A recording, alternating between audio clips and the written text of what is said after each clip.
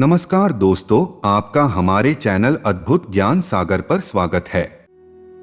वर्तमान समय कलयुग का चल रहा है और कलयुग का प्रभाव जितना बढ़ रहा है उतना ही मनुष्य उलझनों में फंसता जा रहा है।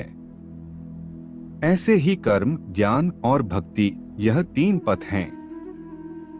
किस मार्ग पर चलना उत्तम रहेगा, यह प्राचीन काल से ही एक विडंबना बना हुआ है। कोई कहता है कि कर्मयोगी बड़ा है, कोई कहता है कि ज्ञानयोगी श्रेष्ठ है, तो कोई भक्ति को सबसे बड़ा बताता है। मनुष्य को कौन सा मार्ग अपनाना चाहिए और तीनों में क्या क्या भिन्नताएं हैं, इसका सटीक व सत्य उत्तर श्रीमद् भगवत गीता में दिया गया है। कर्मयोगी, ज्ञानयोगी और भक्ति योगी, यह तीनों प्रकार के व्यक्ति एक दूसरे से भिन्न होते हुए भी समान हैं। कर्मयोगी परमात्मा को पास से देखता है, ज्ञानयोगी परमात्मा को अपने भीतर देखता है और भक्ति योगी सब जगह परमात्मा को ही देखता है। यह केवल प्रति व्यक्ति के दृष्टिकोण पर निर्भर करता है।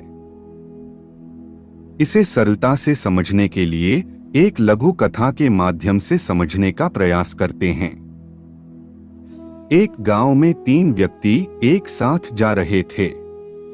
एक था कर्मयोगी, दूसरा था ज्ञान योगी और तीसरा था भक्ति योगी। इन तीनों में अपने अपने गुण थे और तीनों में ही अपने गुणों के प्रति घमंड भी था। कर्मयोगी भक्ति योगियों को कहता था कि यह समय व्यर्थ कर रहे हैं, मंदिर में बैठे रहते हैं और माला घुमाते रहते हैं। अब जो दूसरा व्यक्ति था ज्ञानयोगी, वह इन दोनों को मूर्ख समझता था। वह कहता था कि यह लोग निचले स्तर पर हैं और मैं इनसे उच्च स्तर पर हूं। ज्ञान में अपनी प्रधानता है, कर्म में अपनी प्रधानता है और भक्ति योगी दूसरों पर दया करता है। भक्ति योगी कहता है कि सब कुछ छोड़कर ठाकुर जी का नाम लो और राम और कृष्ण नाम में ही अपना जीवन समर्पित कर दो। तीनों में अपनी अपनी विशेषताएं थी। ये तीनों एक मार्ग पर चल रहे थे और एक दूसरे से न बोलकर तीनों अपनी गंभीरता में चलते जा रहे थे। एक अपने शरीर से तन रहा था, वह कर्मयोगी है। एक की आंखें तन रही थी, वह ज्ञानयोगी है। और एक भावनाओं से भरा हुआ था, वह भक्ति योगी है। अचानक बहुत तेज वर्षा होने लगी, जोरों की आंधी चलने लगी। फिर तीनों यहाँ वहां भागने लगे। आगे एक मंदिर था। तीनों मंदिर की ओर दौड़े। उन्होंने वहां जाकर देखा तो मंदिर में कोई प्रांगण नहीं था, केवल गर्भगृह ही था। वह तीनों गर्भगृह में ही घुस गए। वहां उस गर्भगृह में कुछ भी पकड़ने की वस्तु नहीं थी, केवल भगवान की मूर्ति ही थी। फिर तीनों ने भगवान की मूर्ति को पकड़ लिया। थोड़ी देर के बाद उन्होंने देखा तो सामने से भगवान श्री कृष्ण प्रकट हो गए। अब उन्हें आश्चर्य हुआ। तीनों के मन में एक शंका थी, जिसे एक एक करके वह भगवान से पूछने लगे। कर्मयोगी ने कहा कि मैं कर्म कर करके थक गया, परंतु आप नहीं आए। ज्ञान योगी ने कहा कि मैं सब लोगों को ज्ञान देते देते थक गया, आप तब भी नहीं आए। और भक्ति योगी ने कहा कि मैं भक्ति करते करते थक गया, परंतु आपने कभी मुझे दर्शन नहीं दिए। आज आप अचानक से यहाँ कैसे प्रकट हो गए? फिर भगवान ने कहा कि जानते हो, आज मैं यहाँ तुम्हारे सामने क्यों आया हूँ? क्योंकि तुम तीनों आज एक साथ हो। इसलिए कर्म, ज्ञान और भक्ति, इन तीनों गुणों को जो व्यक्ति अपने में समाहित कर लेता है, वह भगवत प्राप्ति से अधिक दूर नहीं है। यही एक प्रज्ञावान व्यक्ति का पूर्ण लक्षण है। श्रीमद् भगवत गीता में श्री कृष्ण ने अर्जुन को कर्म योग, ज्ञान योग और भक्ति योग की शिक्षा दी। ये तीन ही रास्ते हैं जो जन्म मरण के चक्र से आत्मा को बाहर निकालकर परमात्मा तक ले जा सकते हैं। कर्म करें और उसे परमात्मा से जोड़ दें, ये कर्म योग है।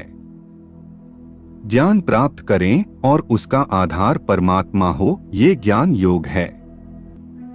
भक्ति में हमारा मन उसी परमात्मा की स्तुति करे, प्राणी मात्र में उसके दर्शन हो जाएं, ये भक्ति योग है। गीता कठिन प्रश्नों का सरल उत्तर है। श्री कृष्ण का जीवन और गीता का उपदेश इन्हीं 3 बिंदुओं पर टिका है। श्री कृष्ण ने गीता में कर्मयोग, ज्ञान योग और भक्ति योग कहे हैं। पूरी महाभारत में भगवान के 3 ही मित्र हैं, अर्जुन, उद्धव और सुदामा। अर्जुन कर्म के प्रतीक हैं, उद्धव ज्ञान के और सुदामा भक्ति के प्रतीक कहे गए हैं। ये 3 मित्र ही हैं जो हमारे जीवन को सही मार्ग पर ले जाते हैं। वैसे ही 3 महिलाएं हैं, द्रौपदी, राधा और कुंती। द्रौपदी कर्म की प्रतीक हैं, राधा भक्ति की और कुंती ज्ञान की। कृष्ण का संपूर्ण जीवन और गीता का सार तत्व इन तीनों योगों पर ही टिका हुआ है।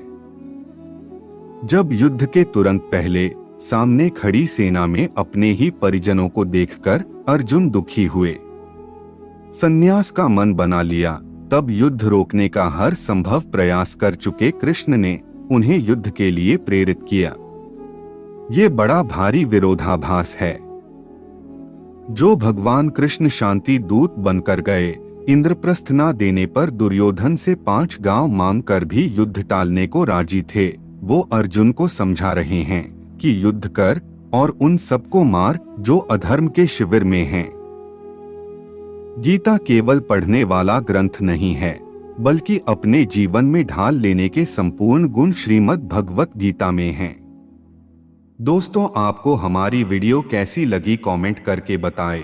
ऐसी ही ज्ञानवर्धक शास्त्र से संबंधित बातें जानने के लिए हमारे चैनल को सब्सक्राइब करें और बेल आइकन को दबाएं, ताकि चैनल पर डाला गया वीडियो सबसे पहले आपके पास पहुंचे। इस वीडियो को देखने के लिए आपका बहुत बहुत धन्यवाद।